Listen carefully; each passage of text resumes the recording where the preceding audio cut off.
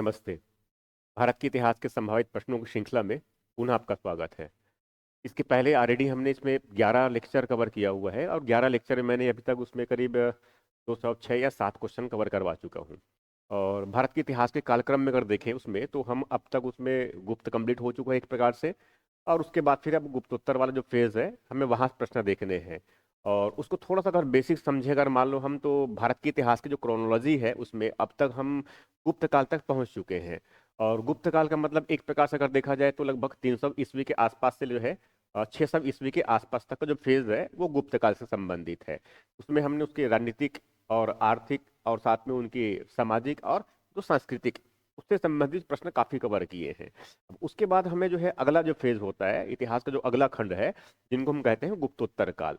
मगर गुप्तोत्तर काल और उसके बाद का जो कालखंड है जिनको हम कहते हैं पूर्व मध्य काल, तो एक प्रकार से बहुत लंबा फेज है। तो 600 ईस्वी से लेकर के जो है पहले 750 ईस्वी तक उसमें गुप्तोत्तर काल जिनको कहते हैं, गुप्त के बाद वाला काल। और उसके बाद फिर जो है 750 ईस्वी से लेकर लगभग 1200 ईस्वी तक जिनको हम कहते हैं पूर्व मध्य काल। तो एक प्रकार से अगर देखा जाए तो ये 600 ईस्वी से लेकर के जो है 1200 तक, मतलब 600 वर्षों के इतिहास से संबंधित जो क्वेश्चन किस प्रकार से हो सकते हैं उनको समझना है। अब इसमें जो है क्वेश्चन को जो आयाम एक प्रकार से देखे तो एक तो पूरे रणनीतिक जो आयाम है वहां समझ में आता है कि रणनीतिक रूप से किस किस राजवंश की स्थापना हुआ, कौन शासक हुए और उसकी प्रशासन की व्यवस्था किस प्रकार से रहा। उसके बाद में इसमें अर्थव्यवस्था में क्या परिवर्तन आया, मतलब मैं 600 ईस्वी से लेकर के 1200 ईस्वी तक आर्थिक जीवन की बात कर रहा हूँ, उसमें क्या क्या परिवर्तन आए, उसमें से कहाँ से क्या प्रश्न पूछे जा सकते हैं। उसके बाद इसी क्रम में जो है उनके सामाजिक परिवर्तन, तो 600 ईस्वी से लेकर के जो है 1200 ईस्वी तक समाज में किस प्रकार से परिवर्तन हुए हैं। इसके बाद फिर अगर देखें तो उसमें सांस्कृतिक स्तर में तो 2000 छठवीं सदी ईसा पूर्व ईस्वी से ये मतलब 600 ईस्वी से लेकर के 12वीं सदी तक, मतलब 1200 ईसा ईस्वी तक उस समय सांस्कृतिक रूप से क्या क्या परिवर्तन हुए। उसमें कला स्थापत्य भी हो सकता है, कोई साहित्य भी हो सकता है, या कोई और भी सहित उसमें धर्म और दर्शन भी हो सकता है। तो ये सब पूरा फेज जो है, मतलब 600 वर्षों के इतिहास से संबंधित चीजों को कवर करना है हमें। तो इसमें बहुत सारे छोटे छोटे राज्य है, क्योंकि गुप्त काल अगर देखा जाए तो एक प्रकार से जो है सामंतीय शासन की व्यवस्था को स्थापित किया था उसने। और उसमें एक प्रकार से जो है सामंती शासन की व्यवस्था, मतलब क्षेत्रीय स्वायत्तता की भावना को उसने बलवती दिया था, मतलब प्रोत्साहित किया था, ये कह सकते हैं। इसकी वजह से गुप्तों को जब पतन हुआ तो भारत के पूरे क्षेत्र में, उत्तर भारत में भी और यहाँ तक दक्षिण भारत में क्षेत्रीय राजवंशों का उदय हुआ। अब क्षेत्रीय राजवंश का मतलब एक प्रकार से अगर देखा जाए तो इसको ऐसे भी समझ सकते हैं कि ये समझ सकते हैं कि गुप्त का पतन हुआ तो उत्तर भारत की जो है रणनीतिक जो परिस्थितियां हैं बिल्कुल अलग था। इनके साथ साथ दक्षिण भारत, उनकी राजनीतिक परिस्थितियां बिल्कुल अलग थी। जो मध्य भारत वाला क्षेत्र है उसकी राजनीतिक परिस्थितियां बिल्कुल अलग थी। और सभी क्षेत्रों में अलग अलग राजवंशों का उदय हुआ था। इसके साथ साथ इसी क्रम में इस तरफ उत्तर पश्चिमी क्षेत्र से जो पंजाब और इस तरफ जो राजस्थान का जो क्षेत्र है वहां पर हूणों का आक्रमण भी हुआ था। और हूणों ने भी अपने राज्य की स्थापना कर चुका था पंजाब और राजस्थान वाले कुछ क्षेत्र में। तो ये बड़ा एक पॉलिटिकल डेवलपमेंट है। और प्रारंभिक परीक्षा में समानतः जो है यहाँ से प्रश्न आता है। मैं एग्जैक्टली बात कर रहा हूँ 600 ईस्वी से लेकर के 1200 ईस्वी तक जो प्रश्न आता है, क्योंकि इस कालखंड में जो है बहुत से छोटे छोटे राज्य है यहाँ पर। तो स्वाभाविक है उस राजवंश की स्थापना, उनका क्षेत्र, उसमें कुछ प्रमुख शासक, अब उस प्रमुख शासक ने अगर मान लो कुछ विशेष काम किए हैं, सामान्यतः प्रश्न जो है यही से पूछते हैं। तो थोड़ी सी मोटी मोटी बातें कम से कम इसकी समझ होनी चाहिए हमें। और प्रश्न बहुत आसान होते हैं, बस समस्या ये होती है कि उसमें जितने भी राजवंश उस पूरे कालखंड में हुए हैं, मतलब 600 वर्षों के इतिहास में जो राजवंश है, ठीक है, ये बिल्कुल सही नहीं है। हम ये बिल्कुल नहीं कह रहे हैं कि पूरे राजाओं को नाम याद करना है आपको।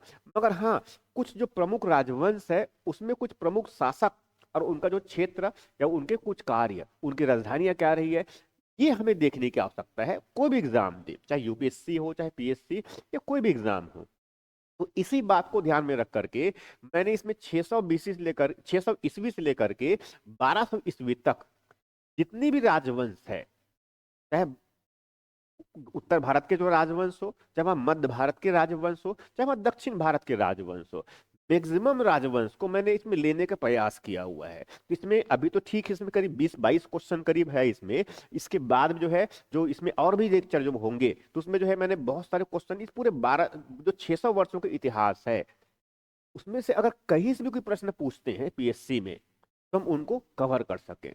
तो इसी बात को ध्यान में रखते हुए मैंने इसमें प्रश्न को डिजाइन किया हुआ है। तो भारत के इतिहास के संभावित प्रश्न की श्रृंखला में अब हम बहुत आगे बढ़ चुके हैं। प्राचीन लगभग हमारा एंड के फेज में है, और उसमें हम अब पहुंच चुके हैं गुप्तोत्तर और साथ में पूर्व मध्यकाल। तो यही से संबंधित प्रश्न है। अब इससे संबंधित जो प्रश्न है ये आपके सामने है। अब देखो, ये जिस प्रकार से मैं जिस पैटर्न में क्वेश्चन को करवा रहा हूँ, ये कह सकते हैं कि बहुत एक सोची समझी रणनीति का हिस्सा है। देखा जाए तो ये कि अगर हम कोई भी जब एग्जाम को निकालने के लिए, जब क्लियर करने के लिए जब रणनीति बनाते हैं, तो फिर पढ़ने का तरीका जो है काफी व्यापक होता है ये।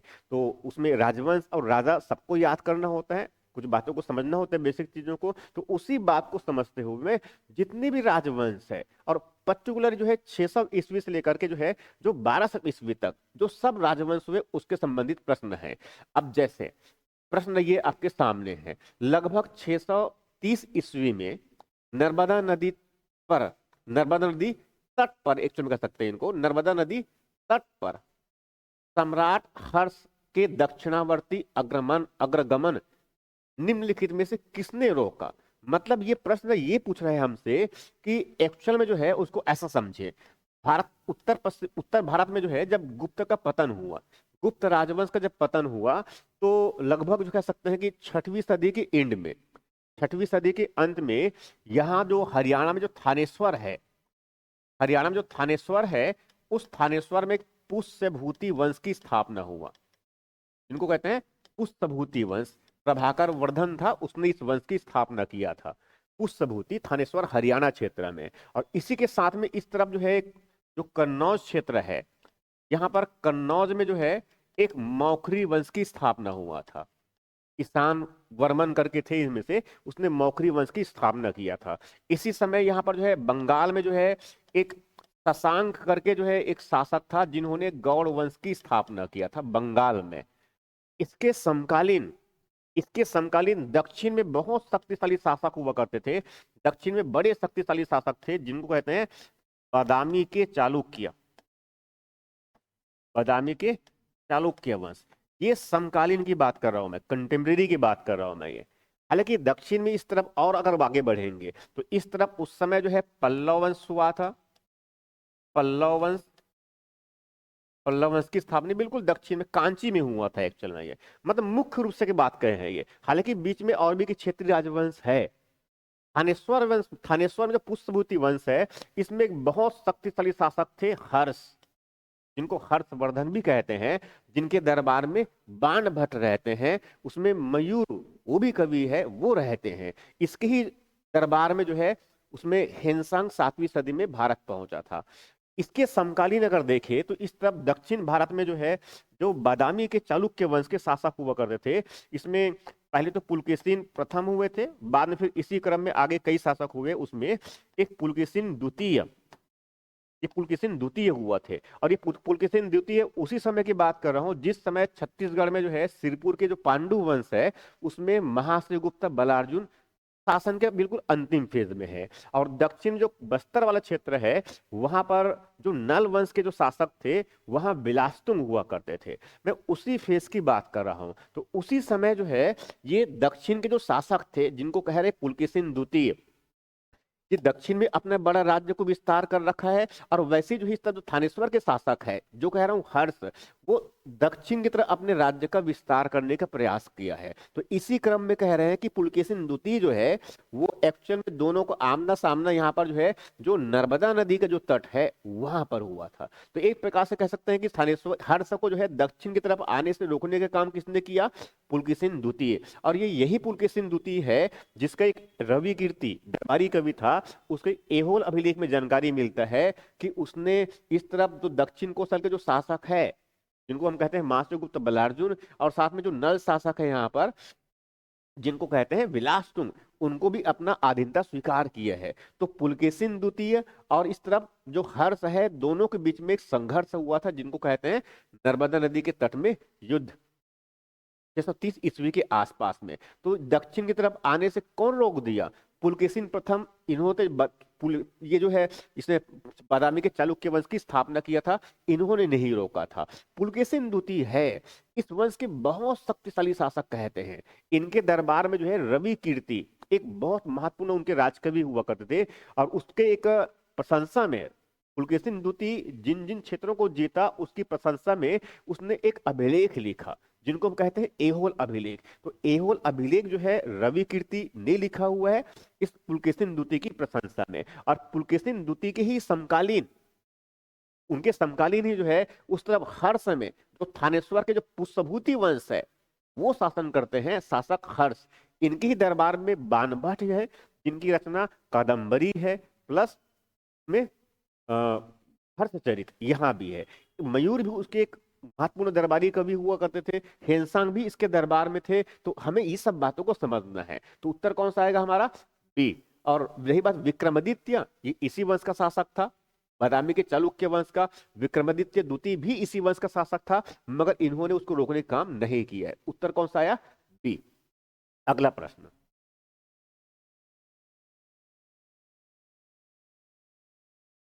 अगला प्रश्न, प्रश्न ये है, आपके सामने है प्रश्न ये है, हेनसांग की नालंदा प्रवास के समय मुख्य आचार्य निम्नलिखित में से कौन थे? कौन थे मतलब एक्चुअल में ऐसा समझ रहा है इनको वो। एक्चुअल में जो हेनसांग जो कह रहा हूं मैं, ये बेसिकली क्या था? एक चीनी यात्री था। चीनी यात्री, बौद्ध भिक्षु, और चीनी यात्री बौद्ध भिक्षु और दार्शनिक भी कह सकते हैं। तो ये एक्चुअल में जो है लगभग ये मान के चलिए कि बिल्कुल 7वीं सदी के आसपास में, 7वीं सदी में जो है ये एक्चुअल में जो है चाइना में जो है, चाइना के जो राजा थे उनकी बिना अनुमति के वहां इस प्रकार से अगर देखे तो ये एक्चुअल में अगर देखा जाए तो चाइना जो है, चाइना के राजा की बिना अनुमति के इस तरफ अफगानिस्तान होते हुए ऐसे उत्तर पश्चिमी क्षेत्र में यहाँ पर आकर के पहुंचा। उस समय यहाँ पर शासक हुआ करते थे, थानेश्वर के शासक थे हर्ष। और वहां जाकर के उसने बताया बौद्ध धर्म के ज्ञान प्राप्त करना चाहता है, और बहुत सारे बातें और भी। तो इसीलिए जो है ऐसे कहते हैं कि थानेश्वर के जो शासक पुष्यभूति वंश के शासक थे हर्षवर्धन, उसने जो है हेनसांग को संरक्षण दिया। और साथ में ऐसा कहते हैं कि उन्होंने एक राजपत्र भी जारी किया, राजा का आदेश जारी किया कि ये जो है उनको लेकर के, हेनसांग उनको लेकर जो है नालंदा पहुंचा। और नालंदा जब पहुंचा उस समय नालंदा विश्वविद्यालय, जिनकी स्थापना कुमार गुप्त ने किया था, गुप्त वंशी शासक ने, तो वहां पर उस नालंदा विश्वविद्यालय के जो प्रधान आचार्य कौन थे ये पूछ रहा है। तो इसलिए कहते हैं वहां पर जो है, अब देखो यहां पर दे रखे उत्तर में क्या है? भद्रबाहु। तो भद्रबाहु तो नहीं थे। तो भद्रबाहु बेसिकली है कौन? ये तो दिगंबर संप्रदाय के जो है, जो उसके नेतृत्व करता जैन धर्म में, वहां थे। स्थूल बाहु ये भी बिल्कुल नहीं है। स्थूल भद्र बेसिकली, इसमें स्थूल भद्र कहा जाए, स्थूल भद्र ये भी नहीं थे बेसिकली। ये जैन धर्म के समर्थक, उसके नेतृत्व कर चिदंबर संप्रदाय के नेतृत्व करता शिलादित्य, शिलादित्य भी नहीं। शिलादित्य जो है ये हेनसांग जो है, जब उसने चीन जाकर के यहां से जब वापस गया, चीन चले गए और उन्होंने वहां पर सीयू की रचना किया था, तो उसमें हेनसांग को उसने जो है शिलादित्य करके पुकारा था। ये उसका नाम है। हेनसांग का एक प्रकार से उपनाम जो है शिलादित्य है, मगर ये भी जो है वहां पर आचार्य नहीं थे। एक्चुअल में उस समय आचार्य जो है कौन थे? शिलभद्र। तो उत्तर कौन सा आएगा? डी। मतलब मेरा सेंस बताने के ये है कि जिस समय 7वीं सदी में जब हेनसांग भारत पहुंचा, हर्ष ने उनको संरक्षण दिया, और उस समय जब नालंदा पहुंचे हेनसांग जो है बौद्ध धर्म की ज्ञान प्राप्त करने के लिए, तो बहुत समय तक वह नालंदा में रहे। उस समय जो है नालंदा के जो आचार्य, प्रधान आचार्य हुआ करते थे शिलभद्र। तो हमें इस बात को ध्यान में रखना है। तो उत्तर कौन सा आ गया हमारा? डी। अगला प्रश्न, अगला प्रश्न बहुत लॉजिकल क्वेश्चन है ये। जैसे कि कह रहे हैं निम्नलिखित कथनों में से कौन सा कथन सही है? ये पहली 3 स्टेटमेंट है यहाँ पर। पहली स्टेटमेंट दे रहा है मेगास्थनीज, जानते हैं मेगास्थनीज जो है, ये कह रहे हैं कि मेगास्थनीज सेल्यूकस का राजदूत था, जिन्होंने समुद्रगुप्त के शासनकाल में के दौरान भारत का दौरा किया। ऐसा बिल्कुल भी नहीं है। हम अच्छे से जानते हैं कि समुद्रगुप्त जो है वो तो बहुत बाद के कालखंड में है, गुप्त काल से संबंधित है, जबकि जो है सेल्यूकस और उसका जो राजदूत और उसके समकालीन अगर देखें तो मौर्य वंश हुआ करता था। और मौर्य वंश में सबसे पहले जो शासक हुआ करते थे चंद्रगुप्त मौर्य, और चंद्रगुप्त मौर्य और इस तरफ सेल्यूकस, दोनों के बीच में संघर्ष भी हुआ था 305 ईसा पूर्व के आसपास में। और संघर्ष के बाद फाइनली ऐसे कहते हैं कि इस दोनों में संधि भी हो गया था। और संधि के बाद जब उसमें सेल्यूकस को तो बहुत बड़ा क्षेत्र मिल गया था, अफगानिस्तान वाला पूरा एरिया सेल्यूकस चंद्रगुप्त को मिल गया था सेल्यूकस से। और उस प्रकार से कह सकते हैं दोनों में एक समझौता बन गया और एक सगे संबंधी भी बने। हेलेना का जो है विवाह चंद्रगुप्त मौर्य से भी हो गया था। उसके बाद फिर इसी क्रम में कहते हैं कि आगे चल करके इसी क्रम में ये जो सेल्यूकस है उसने जो है मेगास्थनीज को अपना राजदूत बना करके ने चंद्रगुप्त मौर्य के दरबार में भेजा था। तो ये एग्जैक्टली अगर देखा जाए तो ये तो यहाँ पर समुद्रगुप्त कह रहे तो ये क्वेश्चन बिल्कुल गलत हो गया। पहला स्टेटमेंट ही गलत है। अब पूछा क्या है, कौन सही है। अब उसके बाद अगला स्टेटमेंट, हेनसांग एक चीनी बौद्ध भिक्षु थे। हेनसांग एक चीनी बौद्ध भिक्षु थे जिन्होंने चंद्रगुप्त द्वितीय के शासनकाल के दौरान भारत का दौरा किया। भाई हेनसांग नहीं है, ये हेनसांग तो जो है 7वीं सदी में आया हुआ है। और 7वीं सदी में जैसे बताया मैंने, ये अभी एक्चुअल में हर्ष के दरबार में, मतलब उसमें पुष्यभूति वंश के शासक है हर्ष, जिनको हम हर्षवर्धन भी कहते हैं, जिसकी राजधानी जो है थानेश्वर हुआ करता था, उसके दरबार में पहुंचा है। तो ये एक्चुअल में चंद्रगुप्त द्वितीय नहीं, क्योंकि चंद्रगुप्त द्वितीय तो एक्चुअल में गुप्त वंश के शासक है जिनके दरबार में नवरत्न महाकवि कालिदास वगैरह रहते हैं, उसकी बात हो रही है। तो यहां भी स्टेटमेंट क्या हो गया, गलत हो गया। तो यहां भी गलत हो गया। तीसरी स्टेटमेंट, फाहियान एक चीनी यात्री था, बिल्कुल सही है। ये 5वीं सदी में आया था मुख्य रूप से अगर देखा जाए। 5वीं सदी में, 5वीं मतलब 399 ईस्वी से लेकर के जो है कहते हैं 412 ईस्वी तक ये एक्चुअली भारत में रहे हैं। में देखा जाए तो उसमें कह रहे कि हर्ष के शासन काल में, भाई हर्ष के समय नहीं है। हर्ष जैसे 7वीं सदी के आसपास थानेश्वर में शासन कर रहा है, जबकि एक्चुअल में ये तो 5वीं सदी में आया हुआ है। तो 5वीं सदी में जिस समय फाहियान, जिन्होंने फू को ये ग्रंथ लिखा था, फू को ये ग्रंथ लिखा था, तो ये एक्चुअल में जो है ये हर्ष के समय नहीं आया है। ये एक्चुअल में 5वीं सदी में, 5वीं सदी मतलब 300 उसमें 399 ईस्वी से लेकर 412 तक ये भारत में रहे, मतलब मुख्य रूप से 5वीं सदी में, जिस समय भारत में गुप्त वंश का शासन चल रहा है और उसके शासक जो है चंद्रगुप्त द्वितीय हुआ करते थे। ये उसके दरबार में फाहियान हुआ करता था। उसने जो है एक अपनी यात्रा वृत्तांत लिखा जिनको कहते हैं फू को। उसने भारत के उस समय के समाज के बारे में काफी कुछ जानकारी दिया। तो ये तो हुआ फाहियान जो एक चीनी यात्री था, मगर ये जो है चंद्रगुप्त द्वितीय के दरबार में आए थे, ना कि हर्ष। तो यहां भी स्टेटमेंट क्या है, गलत हो गया। तो इसमें एक भी सही नहीं है। उत्तर कौन सा आया, डी, इनमें से कोई नहीं। अगला प्रश्न,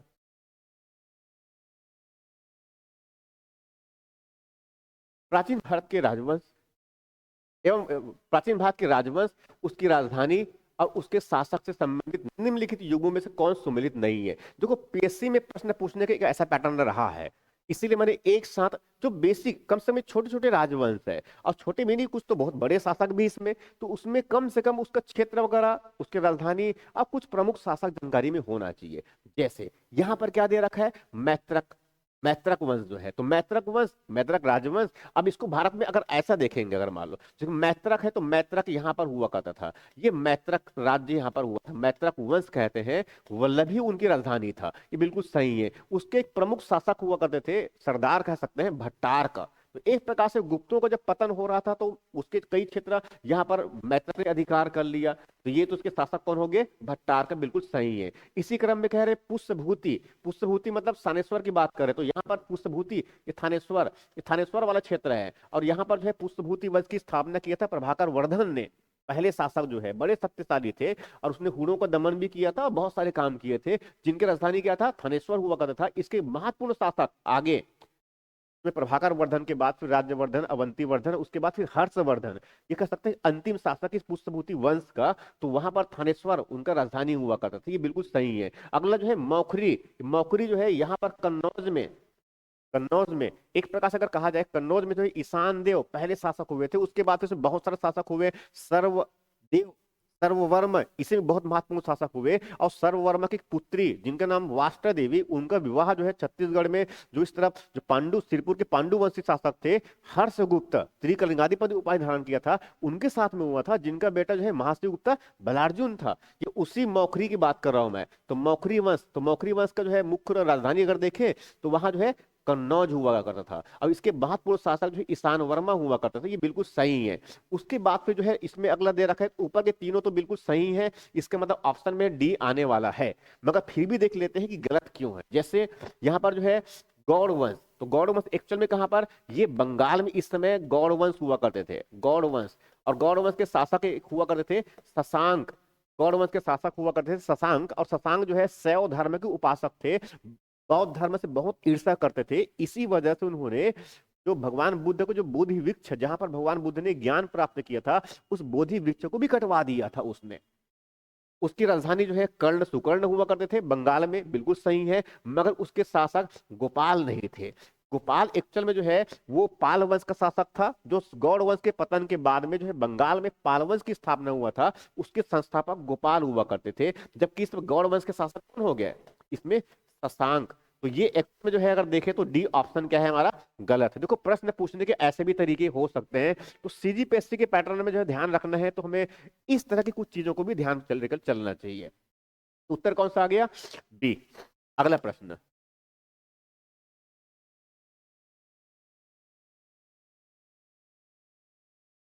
हर्ष ने निम्नलिखित में से किस विद्वान को संरक्षण दिया था। किस विद्वान को, देखो हर्ष मतलब किसकी बात कर रहा हूं मैं, वही है कि 7वीं सदी के आसपास जो है इस तरफ जो थानेश्वर में वहां शासक है, पुष्यभूति वंश की स्थापना किया है। अब पुष्यभूति वंश में जैसे बताया बताया है कि सबसे पहले शासक तो उसमें उसमें प्रभाकर वर्धन था, उसके बाद उसमें फिर उसमें राज्यवर्धन, फिर उसमें पहले राज्यवर्धन और बहुत सारे वर्धन शासक हुए। इसी में अंतिम शासक हुआ करता था कि हर्षवर्धन। और हर्षवर्धन का शासन पुष्यभूति में, उसमें थानेश्वर में, और उसकी बहन राज्यश्री, उनका शासन जो है इस तरफ जो कन्नौज वाला क्षेत्र है जहां पर मौखरी वंश का शासन था। दोनों एक प्रकार से मिलीजुली तरीके से शासन चलाते थे। तो इसी समय कह रहे हैं कि जो बाण भट्ट है, उसने कह रहे हैं कि उनके दरबार में किनको संरक्षण नहीं दी, किनको संरक्षण दिया था। पहला क्या है, बाण भट्ट। ये बाण भट्ट बहुत महत्वपूर्ण है, जिन्होंने दो रचना लिखा था। एक बाण भट्ट के उसका रचना एक कादम्बरी है, जिसमें कादम्बरी है, और दूसरा रचना उसमें हर्षचरित। हर्षचरित एक प्रकार से अगर देखा जाए तो बाण की उसमें हर्ष की जो है उनकी जीवनी है, और कादम्बरी एक प्रकार से एक नाटक है कहा जाए। वैसे ही दूसरा जो है इसमें मयूर, मयूर भी उनका एक दरबारी कवि था, ये बहुत महत्वपूर्ण है। ठीक है, सब उसमें एक बड़ा महत्वपूर्ण दरबारी कवि था। वैसे ही हेनसांग, हेनसांग तो जानते हैं इनकी रचना भी है, बौद्ध भिक्षु और दार्शनिक भी कह सकते हैं इनको। ये 7वीं सदी के आसपास हेनसांग के दरबार पहुंचा है, और हेनसांग ने उनको संरक्षण दिया है। एक प्रकार से कह सकते हैं कि उसने जो है धर्म सभा का भी आयोजन किया था कन्नौज में, ये बहुत इंपॉर्टेंट। तो उस समय उनका ये सब कुछ संरक्षण करता था एक प्रकार से। ये तो तीनों के तीनों को संरक्षण दिया हुआ किसने है, हर्ष ने दिया है। तो उत्तर कौन सा आएगा हमारा, डी, उपरोक्त सभी। अगला प्रश्न, अगला प्रश्न। अब ये प्रश्न कह रहा है कि हेनसान की रचना सीयूकी में निम्नलिखित में से किसका विवरण नहीं मिलता है। देखो हेनसान जो है, एक तो बताया मैंने कि 7वीं सदी में वो भारत पहुंचा। ठीक है, उत्तर पश्चिमी क्षेत्र से भारत पहुंचा, और वो कन्नौज में उस समय थानेश्वर में उस समय जो है हर्ष एक शासक थे पुष्यभूति वंश के, उसने उनको संरक्षण दिया। और उसके बाद वहां से फिर थानेश्वर चले, वहां से फिर वहां नालंदा चले गए। बहुत समय तक वहां पर रह करके उसने बौद्ध धर्म के बारे में ज्ञान प्राप्त किया। उस समय प्रधान आचार्य जो है उसमें सीलभद्र वहां पर हुआ करते थे। उसके संरक्षण में, उनके देखरेख में हेनसांग बहुत बड़ी मात्रा में उसने बौद्ध धर्म की पांडुलिपि भी तैयार किया। उसके बाद वहां से फिर सिरपुर भी आए हेनसांग, वहां सिरपुर से आगे फिर उसमें अमरावती भी गए, अमरावती से वहां पर जो है कांची भी गए दक्षिण में, और वहां से जो है उत्तर पश्चिमी क्षेत्र से होते हुए बिल्कुल किनारे किनारे तटीय क्षेत्र से होते हुए इस तरफ वल्लभी भी पहुंचे, और वल्लभी से फिर फाइनली यहाँ फिर थानेश्वर पहुंच गए। तो इस प्रकार से जो है ये हेनसांग बहुत इंपॉर्टेंट था। ठीक है, अब ये हेनसांग जब वापस गया, मतलब चीन गया, और चीन में जाने के बाद उसने जो है एक सी यू की इसकी रचना किया। उससे जो है उस समय की, मतलब उस 7वीं सदी में उस समय कि भारत किस प्रकार का था, थानेश्वर जो राजा किस प्रकार का है, उनका शासनकाल किस प्रकार से है, उसमें शासन की व्यवस्था, समाज और धार्मिक मान्यताएं किस प्रकार की है, इसकी बहुत अच्छी जानकारी जो है हमें सीयूकी से मिलती है। तो उसी के संदर्भ में पूछ रहा है कि हिंदुस्तान की रचना सीयूकी में निम्नलिखित में किसका विवरण नहीं मिलता है। अब यहां पर जैसे कि क्या कर रहा है, ये नहीं मिलता है उसकी बात कर रहे हैं, तो कम से कम ये ध्यान लेना बहुत इंपॉर्टेंट है कि सीयूकी में जो है हिंदुस्तान ने क्या क्या कहा है। तो एक तो पहली बात कह रहे हैं कि हर्ष को शिलादित्य के नाम से संबोधित किया, ये बिल्कुल सही है। एक्चुअल में जो है हर्ष को जो है इस सीयूकी में हेलसांग ने जो है उसमें राजा हर्ष इस प्रकार से उल्लेख नहीं है, बल्कि उनका उल्लेख एक उपनाम इस शिलादित्य के रूप में किया गया है। तो ये बात ध्यान में रखना है। तो शिलादित्य एक प्रकार से किसका उपनाम हुआ, ये हर्ष का उपनाम हुआ। और कह रहे इसके समय, उनके समय नालंदा के प्रधान आचार्य शीलभद्र थे, ये बात भी बिल्कुल सही है। सीयूकी से यही जानकारी मिलती है। इसके साथ साथ ये कह रहे हैं इसके अनुसार सिंचाई घंटी यंत्र, मतलब इस समय सिंचाई, मतलब उस हर्ष के काल में जो सिंचाई के जो साधन के रूप में एक घंटी यंत्र जिनको राहट कहते थे, इनका प्रयोग करते थे, ये बिल्कुल सही है। गंगा के मैदानी क्षेत्र में उस समय सिंचाई के लिए घंटी यंत्र जिनको जो है राहट कहते थे, इसका प्रयोग करते थे। तो ये बिल्कुल तीनों स्टेटमेंट बिल्कुल सही है। ये सब जानकारी हमें सीयूकी से मिलती है, ये सभी के सभी मिलती है। उत्तर आया हमारा डी। अगला प्रश्न, अगला प्रश्न। अब यहां से जो है मैं आगे नई राजवंश की तरफ बढ़ रहा हूं, मौखरी वंश। मौखरी वंश के बारे में थोड़ा सा पहले बता दूं मैं कि मौखरी वंश जो है एक्चुअल में यहाँ पर, मौखरी वंश एक्चुअल में यहाँ जो कन्नौज है, तो कन्नौज में जो है गुप्तों का जब पतन हुआ तब उसमें यहाँ पर जो है मौखरी वंश की स्थापना किया। ईशान वर्कर ईशान वर, ईशान ईशान वर्मन करके शासक थे, उसने मौखरी वंश की स्थापना किया। इसके समय यहाँ पर थानेश्वर में, यहाँ थानेश्वर में उस समय जो है पुष्यभूति वंश, यहाँ पर जो है पुष्यभूति वंश ये हुआ करते थे। इसके समय पर यहाँ पर जो है बंगाल में गौड़ वंश हुआ करता था। इसके समय यहाँ पर मगध में, मगध और मालवा में दोनों जगहों पर यहाँ पर जो है इसमें उत्तर गुप्त वंश हुआ करता था, उत्तर गुप्त वंश। इसके साथ ही इस तरफ आसाम में इस समय वर्मन वंश हुआ करता था, और वर्मन वंश के बहुत प्रमुख शासक थे उस समय में भास्कर वर्मन, ये हुआ करते थे, भास्कर वर्मन जिनको कहते हैं। इसके साथ साथ इस समय जो वल्लभी क्षेत्र है, तो यहाँ पर जो है मैत्रक वंश, मैत्रक वंश हुआ करते थे। ये सब समकालीन है। इसी समय यहाँ पर जो बादामी क्षेत्र है, यहाँ पर जो है इसमें चालुक्य, इसमें बादामी के चालुक्य वंश हुआ करते थे। तो ये सब बिल्कुल समकालिक है। ये तो उसी समय कह रहे हैं, इसी समय कह रहे हैं कि मौखरी वंश के किस शासक, मौखरी वंश में किस शासक के पुत्री का विवाह सिरपुर के पांडुवंशी शासक हर्षगुप्त से हुआ था। ये बहुत इंपॉर्टेंट है, सीजीपीएससी में इस तरह के प्रश्न बनाए जा सकते हैं, क्योंकि एक तो बड़े राजवंश है मौखरी वंश उत्तर भारत के, और उसमें जो है छत्तीसगढ़ का क्षेत्रीय राजवंश जिनमें सिरपुर के पांडु वंश, और उसमें एक बड़े शक्तिशाली शासक हुआ करते थे हर्षगुप्त, जिनकी उपाधि त्रिकलिंगाधिपति भी हुआ करता था। कह रहे हैं इनका विवाह किस मौखरी शासक के पुत्री से हुआ था, और उनके पुत्री के नाम जानते हैं, वह कौन है, वास्ता देवी। तो एक प्रकार से वास्ता देवी का विवाह हर्षगुप्त से हुआ था, बिल्कुल सही है। मगर एक्चुअल में कह रहे हैं वो किसकी पुत्री थी, किसकी पुत्री थी। तो इसमें जैसे चार ऑप्शन दे रखे हैं, सबसे पहले शासक इस मौखरी वंश में तो ईशान वर्मन हुए थे, मगर इसकी पुत्री नहीं है। उसके बाद दूसरा है इसमें सर्ववर्मन, तो सर्ववर्मन इसका पुत्र हुआ था, मगर इसकी पुत्री का भी जो है, हाँ बिल्कुल सही कह रहे हैं। तो ईशान वर्मन का पुत्र हुआ सर्ववर्मन, और सर्ववर्मन की जो पुत्री है, इनकी पुत्री हुआ करती थी वास्ता देवी। और इसी वास्ता देवी का विवाह जो है इसी हर्षगुप्त शासक, जो सिरपुर के पांडु वंश के जो हर्षगुप्त शासक है, उनके साथ में हुआ था। और इसी के पुत्र, इसी के आगे पुत्र हुए महाशिवगुप्त बलार्जुन, महाशिवगुप्त बलार्जुन, ये उसी की बात कर रहे हैं हम एक्चुअल में। ये तो उसी लिए मैंने जानबूझ प्रश्न को लिया हुआ है। तो हमें ये ध्यान में रखना है कि मौखरी वंश के शासक हुआ करते थे सर्ववर्मन, और सर्ववर्मन की पुत्री हुआ करती थी वास्ता देवी। वास्ता देवी के विवाह मौखरी राजकुमारी कह सकते हैं, उनका विवाह जो है छत्तीसगढ़ में सिरपुर के पांडु वंश के शासक जो हर्षगुप्त हुआ करता था, उनके साथ में हुआ था। और साथ में जो हम जानते हैं कि हर्षगुप्त और वास्ता देवी के उनके पुत्र हुए महाशिवगुप्त बलार्जुन, जिन्होंने पांडु वंश के शासनकाल को एक उत्कर्ष के स्तर तक भी पहुंचा दिया था। तो एक प्रकार से क्या हुआ, तो उत्तर कौन सा आ गया हमारा, बी। और अवंती वर्मन तो ठीक इस वंश के अगले शासक हुए। तो पहले शासक ईशान वर्मा, दूसरा सर्ववर्मन, तीसरा अवंती वर्मन, और चौथा जो है ग्रह वर्मन, ये हुआ करते थे। ये ग्रह वर्मन एक्चुअल में अगर देखा जाए तो हर्ष की उनकी बहन हुआ करती थी राज्यश्री, उनकी पति कह सकते हैं ये। तो राजश्री की विवाह जो हर्षक भाई, हर्षक बहन था, हर्ष मतलब किसकी बात कर रहा हूं मैं, थानेश्वर के जो हर्ष है उनकी बात कर रहा हूँ, जो पुष्यभूति वंश है। इस हर्षगुप्त की बात नहीं कर रहा हूँ, ये हर्षगुप्त तो छत्तीसगढ़ से संबंधित है।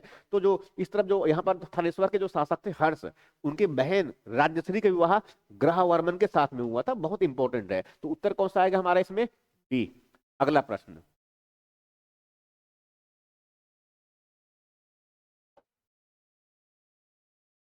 अब पूर्व मध्यकाल में देखो, पूर्व मध्यकाल का मतलब अब थोड़ा समझना है एक्चुअल में, ये थोड़ा बेसिक समझा दूं पहले मैं। तो पूर्व मध्यकाल का मतलब ये है कि हम अब कालखंड में अगर देखा जाए तो हम 750 ईस्वी से लेकर के अब 1200 ईस्वी तक, ये जो कालखंड है, मतलब इसको ऐसा समझे तो 600 ईस्वी से लेकर के जो है 750 तक ईस्वी तक, ये तो जो है गुप्तोत्तर काल है ये।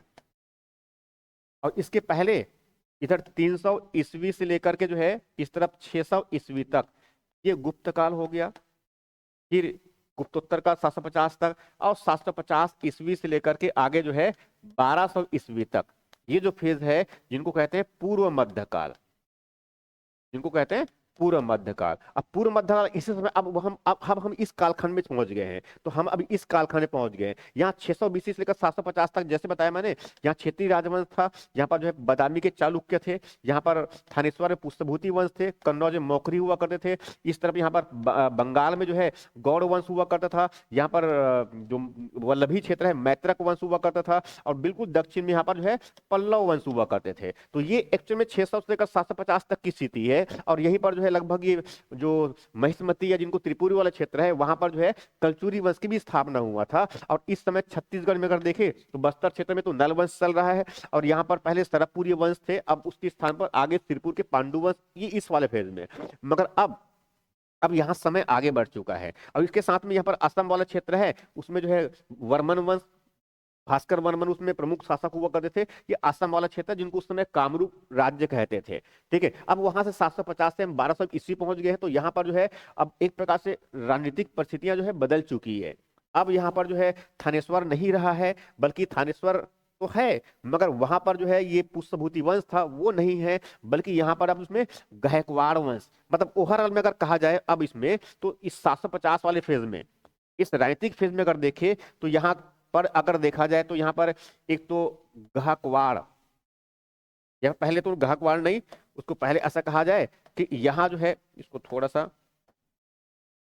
ऐसे अगर कहा जाए तो यहाँ पर पहले, अब यहाँ पर कह सकते हैं गुर्जर प्रतिहार, गुर्जर प्रतिहार ये बड़े शासक है जो कन्नौज पर इनका अधिकार है। ये कन्नौज बहुत महत्वपूर्ण था उस समय ये। और यहाँ पर जो है पहले पाल वंश हुआ करता था। अब इनके स्थान पर अगर देखा जाए तो यहाँ पर जो है पहले गौड़ वंश हुआ करता था, उनके स्थान पर यहाँ पर पाल वंश आ चुका है। इसको बहुत ध्यान से समझेंगे क्योंकि एक साथ बहुत सारी चीजों को मैं ले रहा हूँ। इनके साथ साथ यहाँ पर गुर्जर प्रतिहार, और यहाँ पर पहले बादामी के चालुक्य हुआ करते थे। अब उसके स्थान पर बड़ा एक क्षेत्रीय राजवंश आ चुका है जिनको कहते हैं राष्ट्रकूट वंश, जिनको कहते हैं राष्ट्रकूट वंश। ये बड़े शक्तिशाली शासक, यहाँ पर पाल वंश है, यहाँ पर गुर्जर प्रतिहार। और तीनों के मध्य जो है लंबे समय तक यहाँ पर संघर्ष चला है।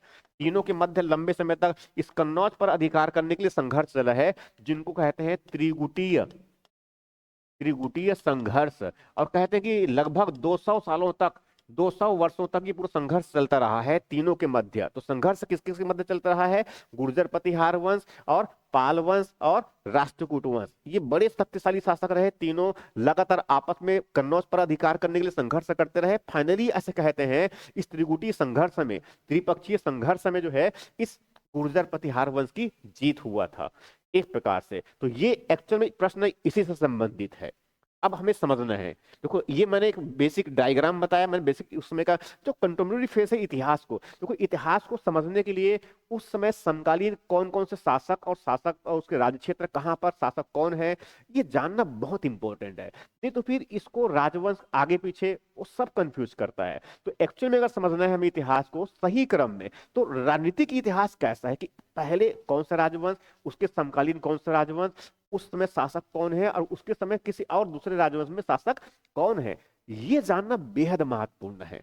तब जाकर के जो है इस प्रकार से प्रश्न पूछते हैं तो उनको हम कवर कर सकें। जैसे पूर्व मध्य काल में हुए त्रिपक्षीय संघर्ष के संबंध में निम्नलिखित में कौन सा कथन सही नहीं है, क्या नहीं है ये बताना है। ठीक है। तो अब पहला ऑप्शन है कन्नौज पर अधिकार को लेकर के, अधिकार के लिए जैसे मैंने बताया, क्योंकि ये रणनीतिक रूप से बहुत महत्वपूर्ण है, क्योंकि ऊपरी क्षेत्र पर जिसने अधिकार कर लिया, ये यहाँ से दक्षिण पर भी नजर रख सकता है, पूरे गंगा के मैदान पर भी नजर रख सकता है, इस तरह पश्चिमी क्षेत्र पर भी नजर रख सकता है, उत्तरी क्षेत्र पर भी नजर रख सकता है। इसीलिए ऐसा जो है कन्नौज पर अधिकार करने के लिए हर कोई चाहता है, कि राष्ट्रकूट भी चाहता है, गुर्जर प्रतिहार चाहता है, पाल भी चाहता है कि उनके अधिकार क्षेत्र में मिले। ठीक है, इसीलिए कह रहे हैं त्रिपक्षीय संघर्ष, कहते हैं कि 200 वर्षों तक लगातार चला है ये संघर्ष, 200 वर्षों तक लगातार संघर्ष हुआ इस 200 वर्षों तक। अब यह कह रहे हैं कि यहाँ संघर्ष, तो पहले तो बिल्कुल सही बात हो गया, दूसरी कह रहे हैं कि यहाँ संघर्ष गुर्जर प्रतिहार बिल्कुल सही है, पाल और राष्ट्रकूट तीनों वंशों के मध्य हुआ था, बिल्कुल सही है। किस पर अधिकार के लिए? तो कन्नौज पर अधिकार के लिए, ये ध्यान में रखना है। इसमें अंतिम सफलता गुर्जर प्रतिहार की हुई थी, ये बिल्कुल सही है। मगर गुर्जर प्रतिहार की तो हुई थी, मगर फिर भी अगर देखा जाए लगातार अगर संघर्ष करते रहेंगे तो फाइनली क्या है, नुकसान तो दोनों का ही है। तीनों पक्ष इसमें कमजोर हुए और उसी कमजोरी का फायदा उठा करके आगे क्षेत्रीय जो शासक थे, उनके सामंत वगैरह, उन सब ने स्वयं को स्वतंत्र घोषित कर दिया और तीनों को पतन हो गया और एक नई राजवंश की शुरुआत हुआ। तो पाल के बाद तो यहाँ पर जो पाल वंश था, तो पाल वंश के बाद यहाँ पर जो है फिर इसमें सेन वंश की स्थापना हुआ। इसके पहले यहाँ पर बताया था मैंने, इसमें गौड़ वंश हुआ करते थे। उसके बाद यहाँ पाल वंश, बंगाल में पाल वंश हो गया। पाल वंश के बाद इसमें सेन वंश की स्थापना हुआ, ये बिल्कुल क्रम में। और यहाँ पर पहले बताया था मैंने राष्ट्रकूट के पहले, इसके पहले यहाँ पर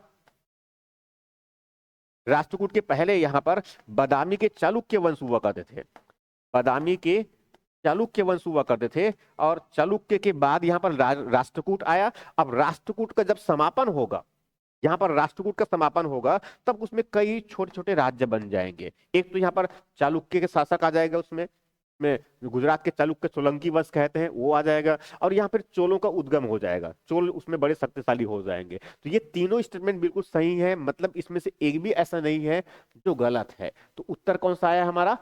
डी। अगला प्रश्न,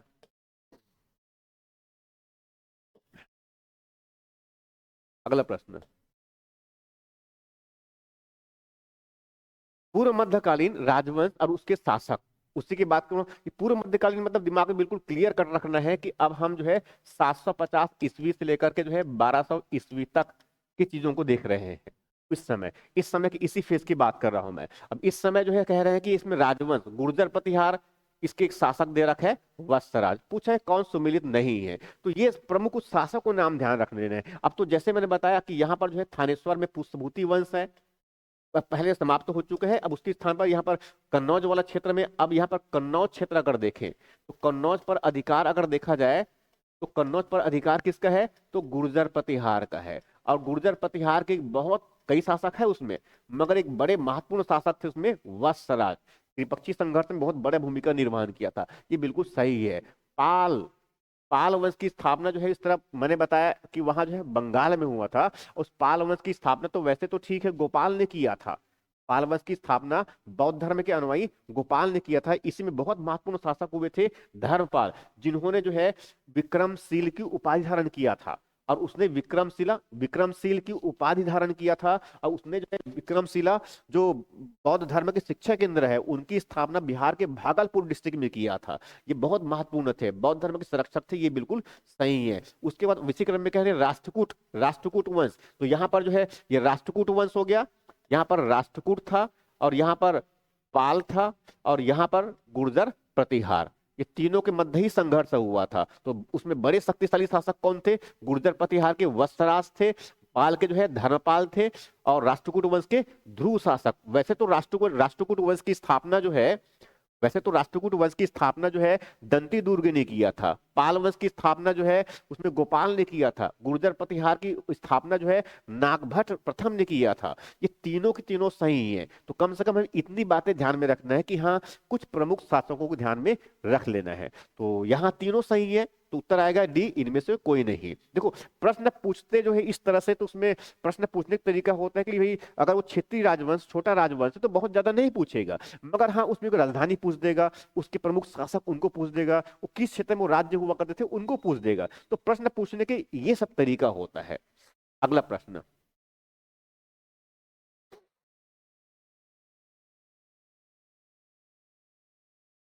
अब फिर से उसे अग्निकुल के उसे गुर्जर प्रतिहार वंश से पहुंच गए हम। पहले त्रिपक्षी के संघर्ष के बारे में बताया मैंने कि किनके इनके मध्य हुआ था। तो ये बात हमेशा ध्यान में रखना है कि गुर्जर प्रतिहार वंश प्लस गोपाल पाल वंश और राष्ट्रकूट वंश, तीनों के मध्य संघर्ष हुआ है। और तीनों का क्षेत्र बता दिया मैंने, कन्नौज वाला राजस्थान वाला क्षेत्र पर जो है अधिकार किसका है, गुर्जर प्रतिहार का है। इस तरफ बंगाल वाला क्षेत्र पर वहां पर पाल वंश था।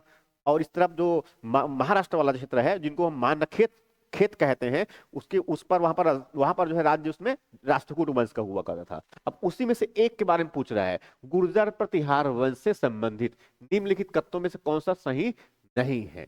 ठीक है, अब ये जैसे कि यहां पर कह रहे हैं गुर्जर प्रतिहार स्वयं को अग्निकुल से संबंधित मानते हैं, ये बिल्कुल सही है।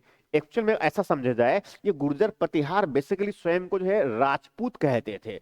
और राजपूत का मतलब ये है कि राजपूतों की उत्पत्ति के बारे में बहुत अच्छी जो किंवदंती है कि राजपूतों की उत्पत्ति के संदर्भ में एक बहुत अच्छा जो है किंवदंती है। किंवदंती ये है कि जो एक ऋषि वशिष्ठ हुआ करते थे, और ऋषि वशिष्ठ के पास में जो है एक कामधेनु गाय हुआ करते थे, जो उनको जो मांगते थे सब कुछ मिल दे देते थे। ये तो वो ऋषि वशिष्ठ का जो जो गाय था कामधेनु, उसको जो है विश्वामित्र ने चुरा लिया ऐसे कहते हैं। और स्वाभाविक है, अब विश्वामित्र चुरा लिए तो उसमें ऋषि वशिष्ठ उनको पाने के पर्याप्त प्रयास तो किए, मगर चूंकि ऋषि है तो वो तो लड़ने नहीं जाएंगे, तो ऐसा कहते हैं उसने यज्ञ हवन किया और अग्निकुंड से उसने वीर नायकों को उत्पन्न किया।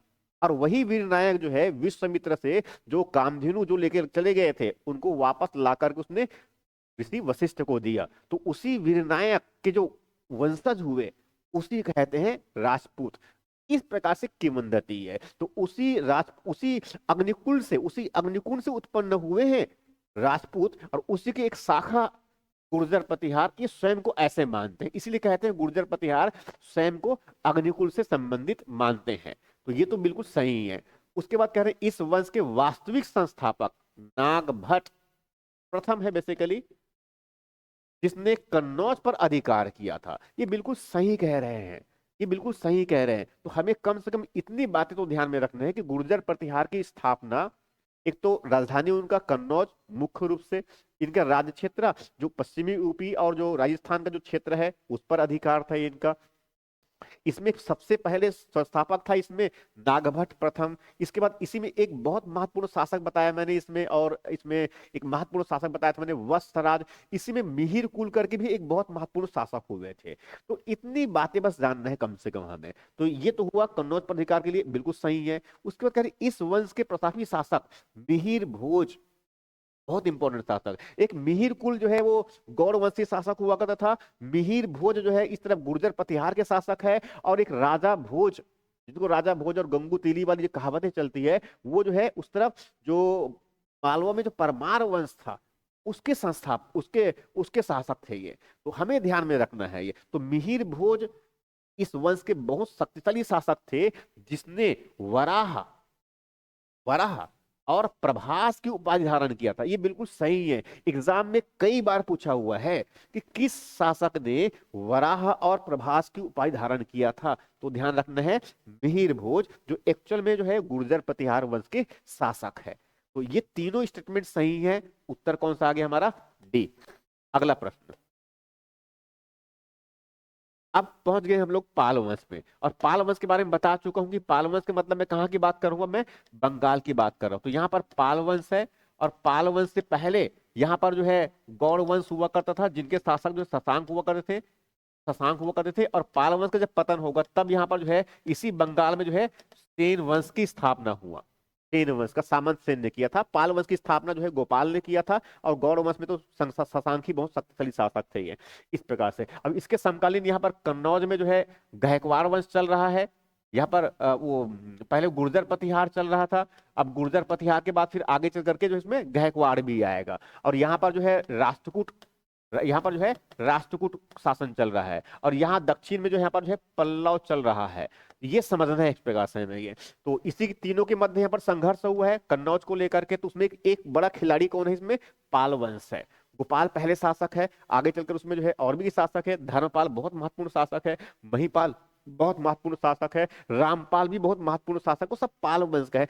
पाल जुड़ा है कुछ अपवाद स्वरूप को छोड़ करके, तो मान के चलना है वो पाल वंश के संबंधित है। गोपाल, महिपाल और धर्मपाल, ये सब जितना भी है, ठीक है, इस तरह से। तो पाल वंश हो गया। तो पाल वंश से संबंधित प्रश्न पूछे, कह रहे हैं कि पाल वंश की स्थापना, कह रहे हैं कि कौन सही नहीं है, तो पाल वंश की स्थापना बंगाल में बौद्ध धर्म के अनुयायी गोपाल ने किया था, बिल्कुल सही है। तो गोपाल ने क्या किया है, पाल वंश की स्थापना की, ये ध्यान में रखना है। इस वंश के प्रमुख शासक धर्मपाल, ये आगे उसके उत्तराधिकारी शासक हुए, उसने विक्रमशिला, विक्रमशील की उपाधि धारण किया था इन्होंने। कह रहे हैं कि विक्रमशिला विश्वविद्यालय की स्थापना किया था, बिल्कुल सही है। कि विक्रमशिला विश्वविद्यालय, तो ऐसे अगर देखा जाए तो भारत में अगर विश्वविद्यालय की इतिहास अगर देखे तो ऐसे कहते हैं कि मौर्य काल के समय में जो है बहुत पहले विश्वविद्यालय, सब भारत की पूरे विश्व के सबसे पहले विश्वविद्यालय में तक्षशिला हुआ करता था। उस समय उसमें कौटिल्य, उनके आचार्य बहुत महत्वपूर्ण हुआ करते थे। उसके बाद फिर आगे चल करके अगर देखें तो गुप्त काल में कुमार गुप्त ने जो है उस समय उसमें नालंदा में बहुत महत्वपूर्ण जो है विश्वविद्यालय की स्थापना किया। बौद्ध धर्म के भी शिक्षा केंद्र रहे और साथ में और अन्य शिक्षा केंद्र भी रहे। उसके बाद इसी क्रम में कह रहे हैं कि धर्मपाल, जो पाल वंश का शासक था धर्मपाल, उसने विक्रमशिला, जो बिहार के भागलपुर में है, वहां पर उसने जो है एक विश्वविद्यालय की स्थापना किया था। इसके साथ साथ उसने बांग्लादेश में भी वैसे जो है और भी उसने स्थापना किया। तो एक प्रकार से क्या है, तो ये एक्चुअली में कह रहे हैं कि धर्मपाल ने विक्रमशिला विश्वविद्यालय की स्थापना किया था, ये बिल्कुल सही है।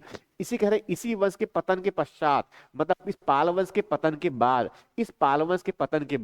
सामंत सेन एक प्रकार से इसका पाल वंश के जो अंतिम शासक थे उनका सामंत था, उसी के नाम है सामंत सेन। तो सामंत सेन ने जो है सेन वंश की स्थापना कर दिया, ये बिल्कुल सही है। मतलब हमें एग्जैक्टली ये समझ में आना चाहिए कि बंगाल में अगर देखा जाए तो बंगाल तो पहले लंबे समय तक वहां जो है, पहले कह सकते हैं गुप्तों के अधीन था। गुप्त वंश में, गुप्त शासन काल में गुप्तों के अधीन था। मगर गुप्तों के जब पतन हुआ तब उसकी पतन का ही फायदा उठा करके वहां पर एक गौड़ शासक हुआ करते थे, शशांक, उसने वहां पर राज्य की स्थापना किया बंगाल में। अब उसके बाद फिर जब शशांक की मृत्यु हो गया, और शशांक की मृत्यु के बाद कहते हैं कि बहुत समय तक तो बहुत अराजकता की स्थिति बना रहा, मत्स्य न्याय रहा। और उसके बाद उस मत्स्य न्याय की स्थिति में जो है उसने सुधारने का काम, उनके जो सेनापति या सेनानायक हुआ करते थे गोपाल, इसने जो है पाल वंश की नींव रखा। इसमें कई शासक हुए, महिपाल भी हुए, धर्मपाल भी हुए, महिपाल भी हुए, रामपाल भी हुए, और अंतिम शासक जो हुआ करता था उसको पद से हटा कर सकते, उनको पद से हटा करके ये सामंत सेन जो हुआ करता था उसने सेन वंश की स्थापना की। तो बंगाल में जो है, बंगाल के जो है अगर पूर्व मध्यकाल की इतिहास अगर देखे तो उसमें क्या है, गौड़ वंश, फिर पाल वंश, फिर सेन वंश, हमें ऐसा ध्यान में रखना है। तो इस प्रकार से इसी की बात कर रहा है। तो ये तीनों के तीनों स्टेटमेंट बिल्कुल सही है। तो उत्तर कौन सा आ गया हमारा, डी। अगला प्रश्न, राष्ट्रकूट वंश। अब देखो हम अगले राजवंश की तरफ चले गए हैं। अब देखो राष्ट्रकूट मतलब कहां बताया मैंने, यहाँ पर इस बड़े क्षेत्र में क्या है, राष्ट्रकूट हुआ करता था। इसकी राजधानी जो है मानखेट, इनकी राजधानी था। मतलब महाराष्ट्र वाला क्षेत्र है, दक्षिण का भी कुछ कर्नाटक वाला क्षेत्र है, इस पर जो है अधिकार किसका था, ये राष्ट्रकूट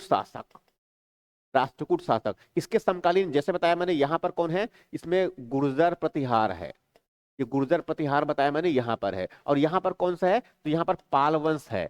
तो ऐसे तीनों के मध्य इसमें संघर्ष भी हुआ है। तो हमने पहले गुर्जर प्रतिहार के प्रश्न लिए हैं, फिर पाल के प्रश्न लिए, अब उसमें पहुंच गए हम राष्ट्रकूट में।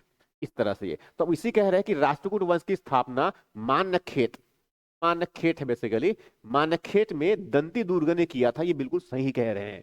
दंती दुर्ग बड़ा शक्तिशाली शासक माना जाता है इस वंश का। हालांकि इसके बाद में और भी कई शासक हुए। कृष्ण प्रथम बहुत इंपॉर्टेंट शासक है, जिन्होंने इस तरफ जो है नासिक के पास जो पहाड़ी है, पूरे पहाड़ी को काट करके उसने कैलाशनाथ मंदिर बनवा दिया, भगवान शिव का मंदिर बनवाए हैं, एक प्रकार से कह सकते हैं। ये नटर उसमें भगवान शिव का मूर्ति बना दी उसने, पर पत्थर को काट करके, उसने पहाड़ को काट कर उसने बड़ा सा मंदिर बनवा दिया है। ये कृष्ण की बात कर रहा हूं मैं। मगर यहाँ इनकी स्थापना किसने की है, इस राष्ट्रकूट वंश की, यहाँ जो है दंती दुर्गा, ये बिल्कुल सही है। एग्जाम में कई बार ऐसा प्रश्न पूछा हुआ है, और जिस पैटर्न को मैं यूज कर रहा हूँ सीजीपीएससी, इस तरह के पैटर्न में प्रश्न कई बार पूछ रहा है, बिल्कुल नए तरीके से कह सकते हैं। तो ये बिल्कुल ध्यान रखना है। तो अगला पहली स्टेटमेंट बिल्कुल सही है। दूसरी स्टेटमेंट, पूर्व मध्यकाल में, अब पूर्व मध्यकाल के मतलब हमें समझ में आना चाहिए लगभग हम 750 से लेकर के 750 ईस्वी से जो है 1200 ईस्वी तक की बात कर रहा हूं मैं। इसमें त्रिपक्षीय संघर्ष में राष्ट्रकूटों ने भाग लिया था, बिल्कुल सही है। राष्ट्रकूट भाग लिए थे, गुर्जर प्रतिहार भाग लिए थे,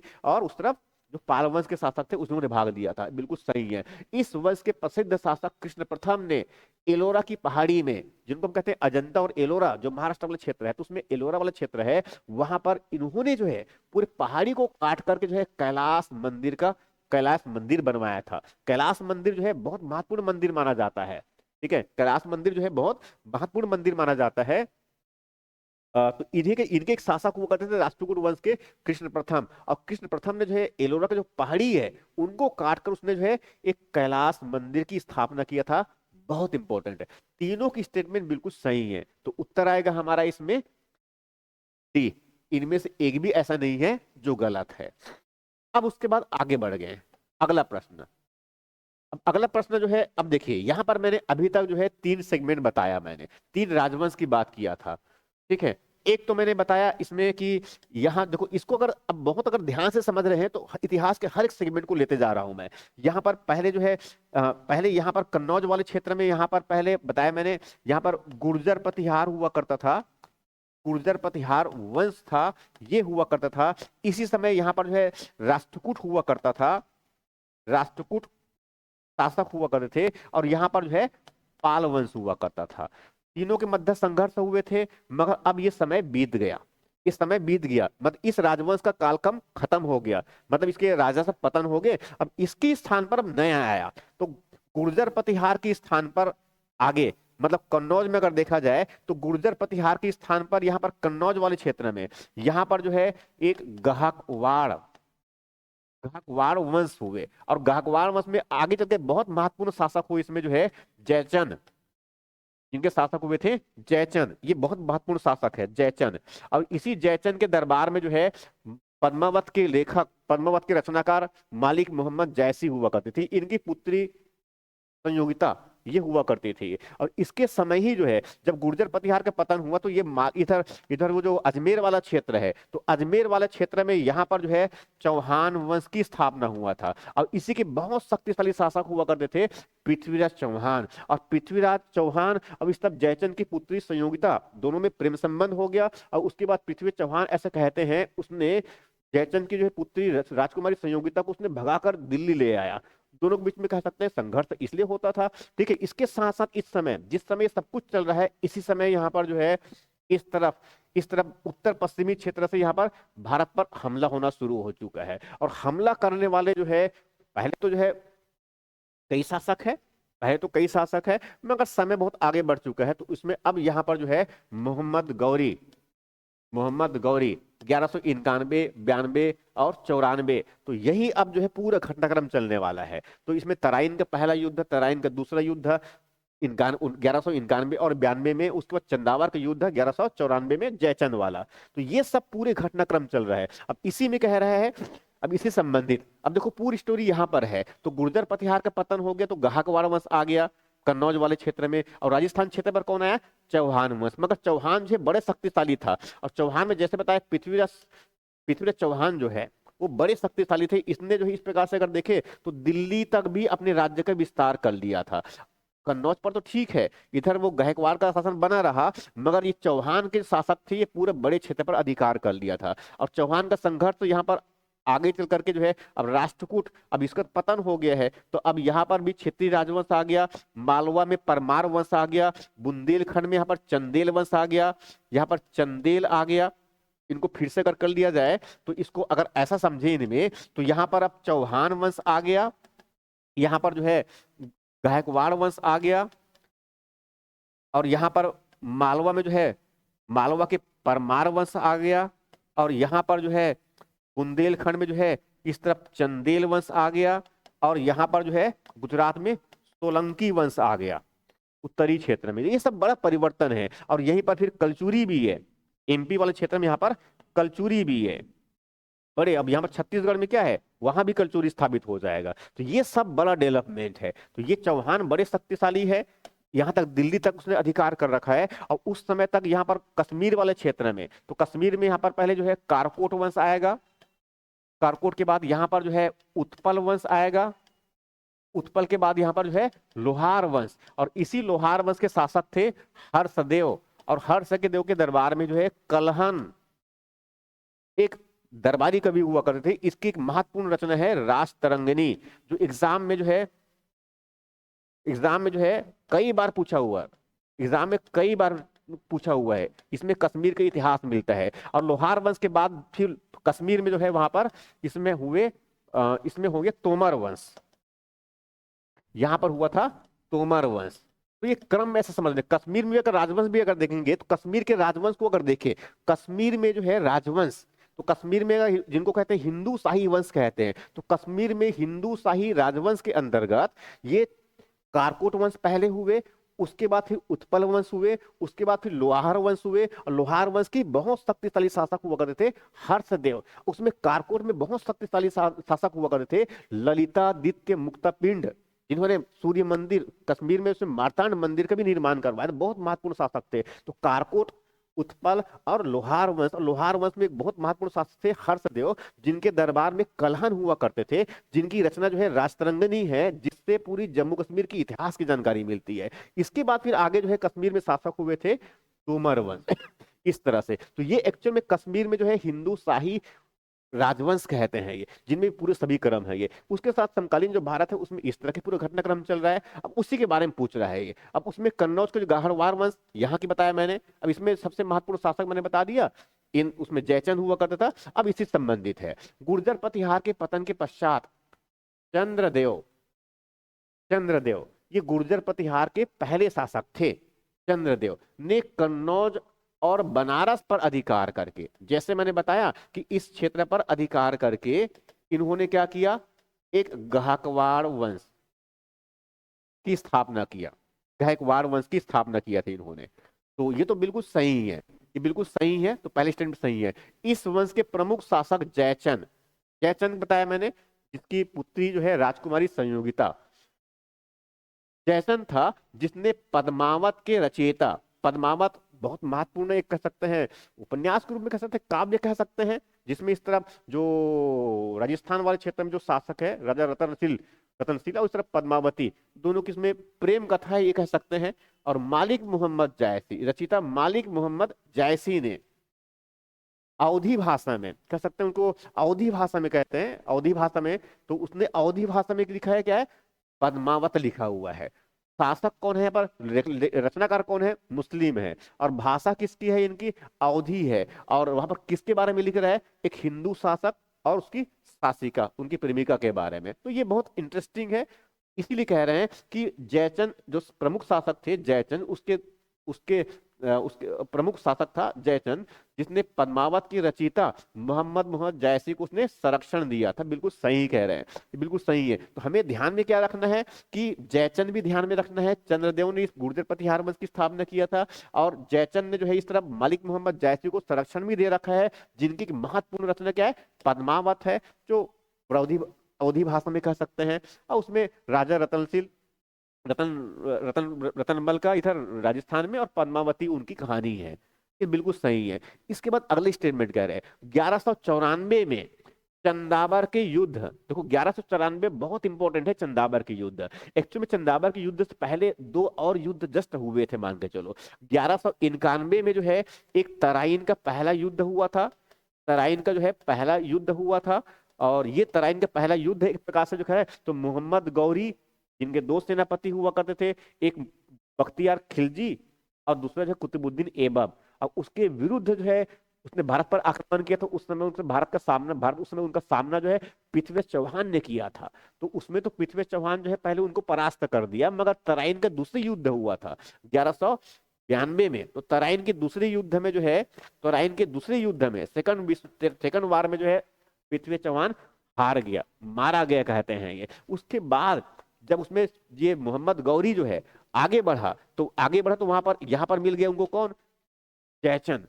जयचंद पर भी आक्रमण कर दिया, और इसी छत्र कह रहे जतन पर आक्रमण किया, और वो चंदावर में एक युद्ध हुआ जिनको कहते हैं चंदावर के युद्ध 1194 में। उस युद्ध में मोहम्मद गौरी ने जयचंद को पराजित कर दिया, और इस प्रकार से कहते हैं उनके पूरे राज्य काज पर अधिकार किसका हो गया, गौरी का हो गया। हालांकि गौरी तो भारत में शासन नहीं किया, मगर उन्होंने जो है इस पूरे जीते हुए क्षेत्र को उसने कुतुबुद्दीन ऐबक को दे दिया। और यही जो है 1206 में गुलाम वंश की स्थापना किया। पहले तो राजधानी उसने ठीक है लाहौर को बनाया, मगर आगे चल करके जो है इल्तुतमिश ने राजधानी बनाया दिल्ली को, और वहां से अपनी सल्तनत साम्राज्य का विस्तार किया और एक विशाल साम्राज्य के निर्माण किया, जिनको हम कहते हैं दिल्ली सल्तनत। तो एक प्रकार से उत्तर क्या है, ये तीनों स्टेटमेंट बिल्कुल सही है, तो उत्तर कौन सा आ गया हमारा, D.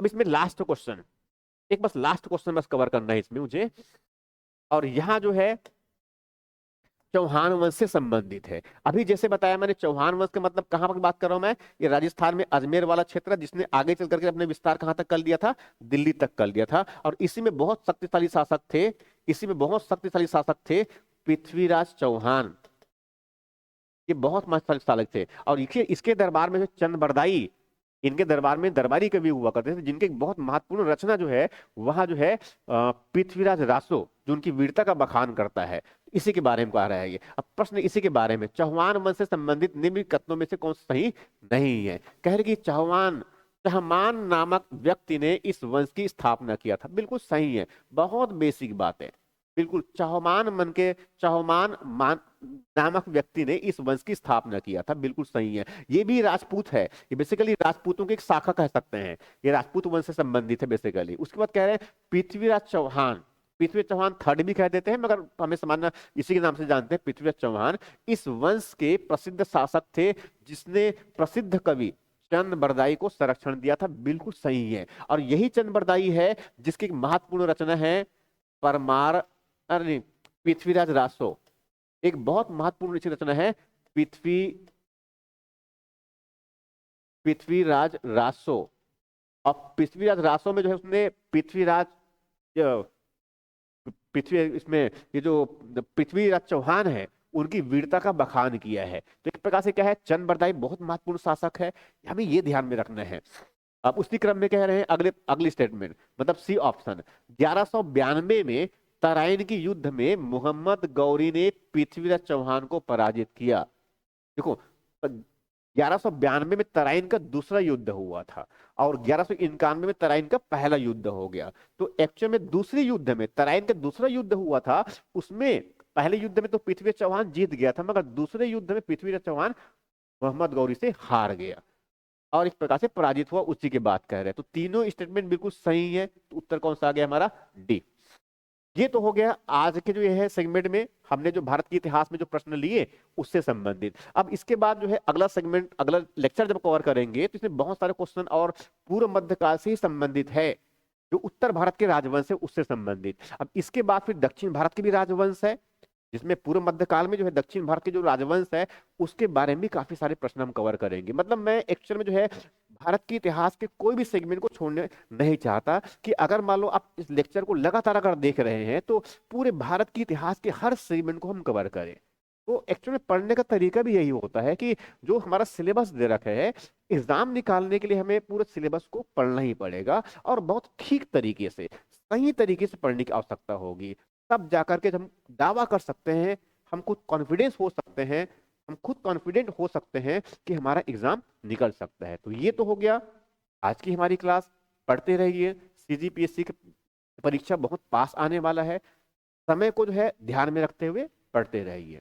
All the best, thank you very much.